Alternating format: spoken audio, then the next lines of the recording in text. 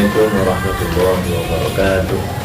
Bismillahirrahmanirrahim. Alhamdulillah rabbil alamin. Allahumma shalli ala sayyidina wa maulana Muhammad wa ala alihi wa ashabihi ajma'in wa ba'du. Yang saya hormati jajaran Dewan Guru MI Mesri, khususnya Bapak Kepala Sekolah Bapak Haji Muhammad Munir SPD, dan juga Bapak Ibu guru sekalian serta anak-anak yang dirahmati oleh Allah Subhanahu wa taala, yang alhamdulillah kita tahun ini atau kita diberikan panjang umur oleh Allah Subhanahu wa taala, umur kita dapat memasuki bulan Maulid Nabi Muhammad sallallahu alaihi wasallam. Anak-anak sekalian, dalam memperingati Maulid Nabi sallallahu alaihi wasallam, kadang-kadang ada di antara kita yang salah mengartikan ataupun tidak mengetahui apa sih Maulid itu, dan juga apa sih tujuan kita memperingati Maulid Nabi Muhammad SAW. Karena anak Maulid adalah kita merayakan kelahiran Nabi Muhammad SAW. Kita merayakan kelahiran orang yang mengajarkan kita menuju ke kebaikan, menuju pada ridho Allah Subhanahu wa taala. Jadi kalau kita merayakan Maulid Nabi berarti kita mencintai Nabi. Kalau kita memperingati Maulid Nabi berarti kita sedang menunjukkan rasa cinta kita kepada Rasulullah SAW. Anak-anak sekalian, Maulid Nabi sebelum kita lebih jauh adalah atau diawali perayaannya dulu di zaman sahabat. Tidak ada perayaan-perayaan yang seperti kita lakukan di langgar-langgar, di musola. Itu diawali di zaman seorang raja dari dinasti Al-Ayyubi yang bernama Salahuddin Al-Ayyubi. Beliau waktu itu pasukan atau raja-raja Islam yang ada di Timur Tengah sedang gencar-gencarnya melawan serangan pasukan salib dari Eropa. Kadang kalah, kadang menang. Ketika di masa itu, di masa Sultan Al-Ayyubi, Sultan Salahuddin Al-Ayyubi, banyak kemunduran-kemunduran, kekalahan yang dialami oleh pasukan Islam yang diserang oleh pasukan salib. Untuk membangkitkan semangat pasukannya dan biar orang muslim bersatu, yang bukan tentara ikut berjuang, yang sudah tentara tambah semangat. Salahuddin Al-Ayyubi punya ide. Beliau mengumpulkan semua orang, mengadakan jamuan makanan yang enak-enak, ya. Jadi satu ketika kumpul para pasukan dan masyarakat Islam itu, bacakanlah sejarah Nabi Muhammad SAW, terutama sejarah Nabi ketika memimpin perang.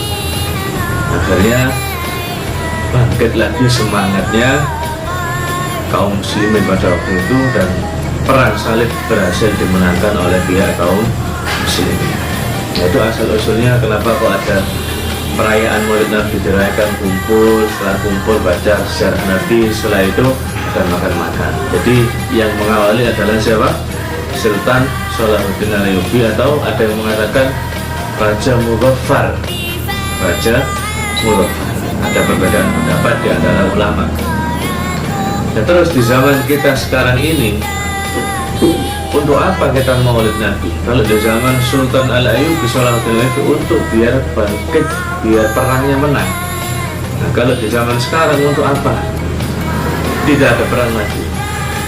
Jadi dirubah, alasan kita merayakan Maulid Nabi, membaca sejarah Nabi, bukan untuk biar menang perang, tapi untuk merubah akhlak kita. Jadi waktu peringatan Maulid Nabi Muhammad SAW, kita baca itu sejarahnya Nabi, kita baca untuk kita tiru.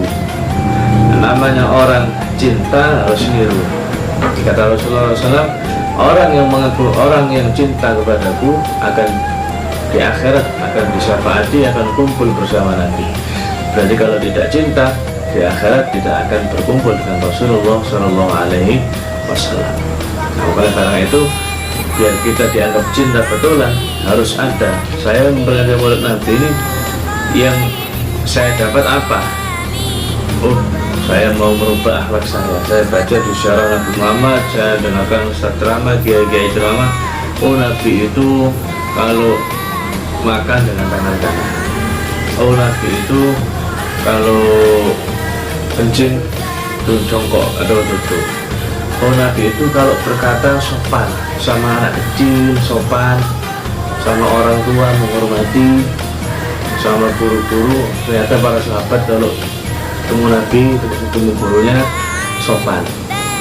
Nah, berarti kalau kita melihat akhlaknya Rasulullah SAW dan dipraktekkan ke diri kita, setelah peringatan Maulid Nabi ini kita rayakan, kita omongannya tidak kasar lagi, jarang musuh lagi, terus akhlak kita jadi baik.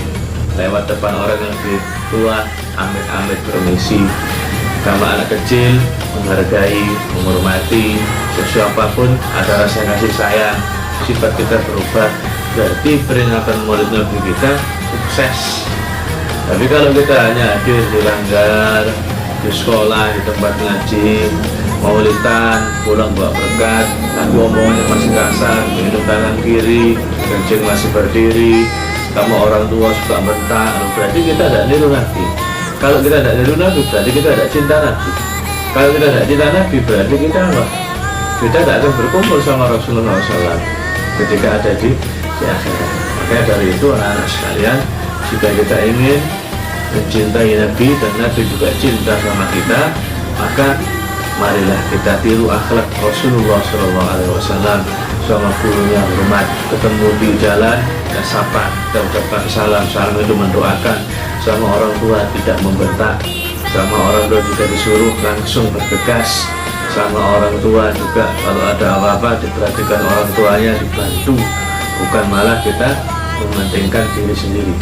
Nah, itulah hikmah Maulid Nabi Muhammad SAW. Jadi tidak hanya kita rayakan di langgar saja, tapi harus ada perubahan. Kita rubah akhlak kita sehingga kita mendapatkan syafaat Rasulullah SAW. Dan mungkin hanya ini saja anak-anak, semoga bermanfaat dan lihatkan di hati kalian, di hati kita, untuk meniru akhlaknya Rasulullah SAW, terutama dalam hal ini yang saya tekankan adalah masalah lisan, ya, masalah omongan kita.